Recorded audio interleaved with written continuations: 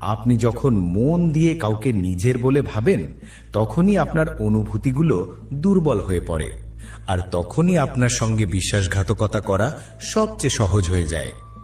যে লোককে আপনি পর বলে মনে করেন, সে তো আপনার সঙ্গে কখনো প্রতারণা করতে পারে না, কারণ আপনি তার থেকে কিছু আশা ভরসাই রাখেন না।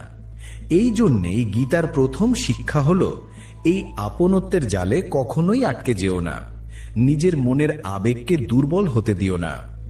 ভগবান শ্রীকৃষ্ণ বলেছেন, এই কলিযুগে চেয়ে নিয়ে কিছু পাওয়া যায় না।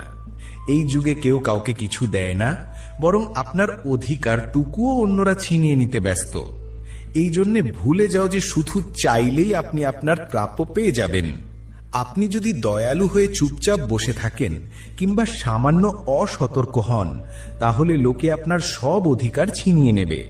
যার কাছে বেশি শক্তি আছে, সে কখনো চাইবে না যে